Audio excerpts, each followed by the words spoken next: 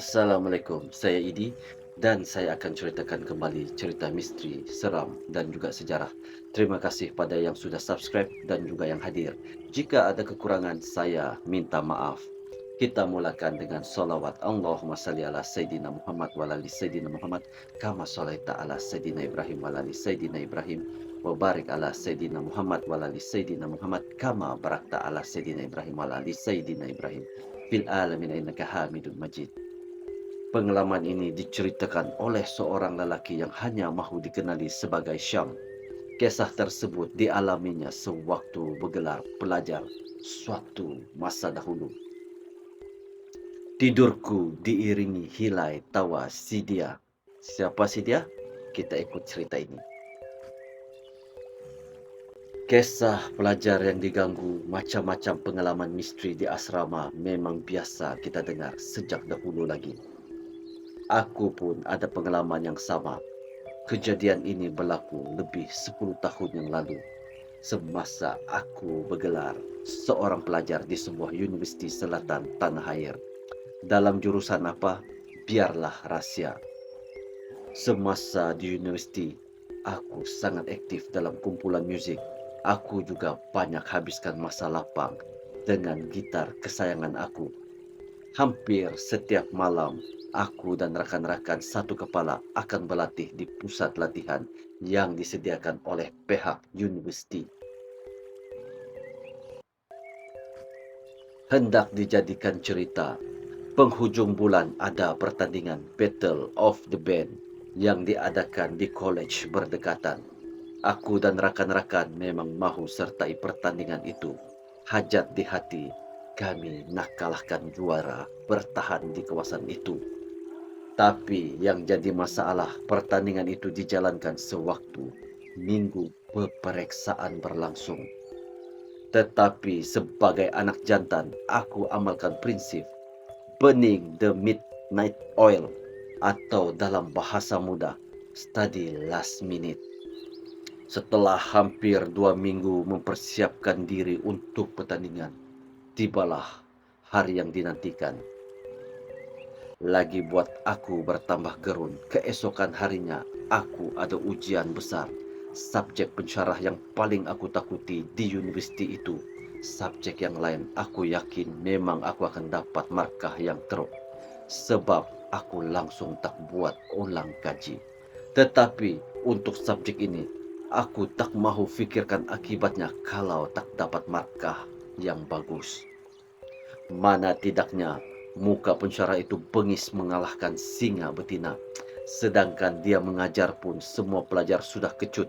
Perut ini kan pula kalau dia menjerit bila kami dapat markah yang tak memuaskan dalam subjek yang diajarkannya. Sepanjang pertandingan berlangsung malam itu, aku memberikan sepenuh perhatian. Battle of the Band berakhir sekitar jam 12 tengah malam. Dan seperti yang kami sudah jangka, band kami menjadi juara pertama. Selepas selesai semuanya, aku bergegas pulang ke hostel. Apa-apapun aku kena study malam ini. Aku tiba di hostel sekitar jam 12.45 malam. Aku tinggal berdua dalam bilik hostel itu bersama Zam, budak pengajian Islam. Aku beritahu Zam yang aku hendak study malam itu. Zam biasanya tidur lewat. Entah kenapa malam itu Zam kata matanya mengantuk dan ingin tidur awal. Oleh sebab tak mahu mengganggu Zam, aku buka lampu meja tempat belajar. Aku duduk di meja yang bersebelahan dengan pintu balkoni bilik kami. Jam sudah menunjukkan pukul 2 pagi. Kertas-kertas nota bertaburan di atas meja. Makin aku baca, makin tak faham. Sedangkan masih banyak topik yang perlu aku baca. Aku buka sedikit pintu balkoni, ingin biarkan angin sejuk masuk. Aku tiba-tiba terasa tak sedap hati. Entah mana silapnya. Aku pun tak tahu. Aku capai handphone dan mula mainkan lagu-lagu yang ada di dalam handphone. Jam menginjak ke pukul 3 pagi. Masih ada beberapa topik yang belum aku baca. Bilik yang tadinya berkuap panas kini tiba-tiba menjadi sejuk. Pintu bilik yang tadi dibuka aku tutup. Lain macam pula sejuknya. Bulu Roma tiba-tiba berdiri. Ah, sudah aku lihat sekeliling bilik. Zam sedang lena di buai mimpi. Lampu yang samar-samar menambahkan lagi rasa cuak. Kalau ikutkan hati, hendak saja aku hidupkan lampu utama. Tapi kesian pula pada Zam. Dia tidak boleh tidur dengan lampu terbuka. Ah, jangan layan sangat perasaan takut. Aku pesan pada diri sendiri. Muzik di telinga aku kuatkan ke volume paling kuat. Sehelai demi sehelai nota aku selak. Selang beberapa minit selepas itu, aku rasakan seperti ada hembusan angin yang kuat pada tengkuk aku. Aku pantas menoleh. Tak ada sesiapa di belakang. Daripada meja tempat belajar, aku beralih ke katil. Perasaan seram sejuk masih lagi ada. Daripada duduk menyandar, aku mula berbaring. Bukan sebab aku mengantuk, tetapi rasa seram yang menyerang diri menjadi-jadi. Tiba-tiba, aku terdengar bunyi sayup-sayup perempuan sedang ketawa. Datangnya dari balkoni bilik kami. Dari mana pula datangnya suara perempuan ni? Sekadar ingin sedapkan hati. Aku agak mungkin datang daripada bawah blok. Kerana blok aku berhampiran dengan sebuah meja yang selalu menjadi tempat budak-budak perempuan buat study group. Tapi study group apa jam 3 pagi? Walaupun aku pakai headphone dan pasang muzik sekuat hati, aku masih boleh mendengar suara ketawa itu dengan jelas. Kali ini bunyinya datang seperti dari bilik sebelah. Hairan sebab setahu aku, Hadi merangkap jiran sebelah bilik kami tiada di biliknya. Dia pulang Sabah kerana ada hal keluarga. Kalaupun dia ada di sebelah, takkanlah Hadi berani bawa masuk perempuan. Ish, tak mungkin. Nak jenguk daripada pintu balkoni, aku tak berani. Jadi dalam keadaan terketar-ketar, aku gagahkan kaki ke pintu utama bilik. Aku keluar dan mengintai di bawah pintu bilik Hadi.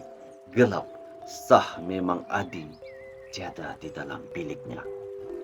Dengan keadaan yang takut, aku melangkah kembali ke dalam bilik. Waktu itu segala perasaan bercampur aduk. Rasa macam hendak terkucil dalam seluar pun ada. Aku perhatikan Zam yang sedang tidur lena. Perlahan aku gerakkan bahu Zam. Zam, weh Zam, bangunlah. Kau dengar tak tu? Tetapi Zam masih kaku tidur. Pelik betul. Selalunya kalau aku batuk kuat sedikit pun, dia sudah terjaga. Zam, bangun Zam.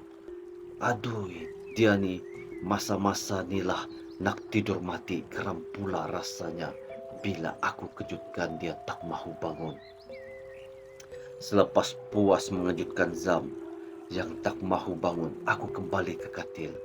Perasaan aku ketika itu hanya Tuhan yang tahu. Aku baca apa saja ayat-ayat suci Al-Quran yang aku ingat, tapi semuanya bertaburan. Pintu balkoni yang aku sudah tutup dan kunci sebentar tadi tiba-tiba terbuka. Bunyi ketawa yang tadi hanya segan-segan kini semakin galak. Pengang pula rasanya bila diketawakan begitu. Tapi memang tak berani aku nak tanya kenapa dia ketawa. Dari hujung mata aku melihat ada bayangan berwarna putih sedang duduk bertenggek di atas balkoni bilik kami. Mukanya dihadapkan ke arah lain. Allah, Allah, hanya itu yang mampu aku ucapkan ketika itu. Dalam hati aku berdoa, janganlah kau pandang sini. Waktu itulah aku tak kisah lagi. Hafalan untuk hari esok. Aku terus menggigil dan berselubung dalam selimut tidurku. Dini hari diiringi dengan bunyi hilai tawa si dia. Malam itu rasa terlalu lama. Aku tak mampu melelapkan mata. Lebih kurang hampir jam 6 pagi azan subuh berkumandang. Tanpa menunggu lama, aku terus kejutkan Zam. Hairannya, kali ini mudah pula dia bangun dan terjaga. Syam, apa mimpi kau bangun subuh awal ni? Selalu kejut pun belum tentu kau bangun, tanya Zam hairan dengan perlakuan aku. Aku tak mampu nak menceritakan apa yang berlaku pagi itu. Habis ujian yang memang membunuh masa depan aku pulang ke bilik. Badan aku jadi lemah. Aku tanyakan kepada Zam, dia tak sedarkah aku kejutkan semalam? Zam kata dia tak dengar langsung suara aku memanggil dia. Bila aku ceritakan semua yang terjadi malam itu, apa yang dikatakan oleh Zam memang membuatkan aku rasa macam nak tikam diri sendiri. Ya, kau kan tak pernah belajar malam. Agaknya teman wanita tu pun terkejut tengok kau belajar malam sebab tu dia gelakkan kau. Tapi memang benar kata-kata Zam. Aku memang spesies yang malas belajar. Sebab pensyarah garang itulah aku beria ulang kaji malam itu. Amboi, hantu pun pandai gelakkan orang rupanya. Cerita sampai di sini ada salah dan silap. Ada salah dan silap dan juga tersasul kata saya minta maaf. Assalamualaikum warahmatullahi taala wabarakatuh. Terima kasih.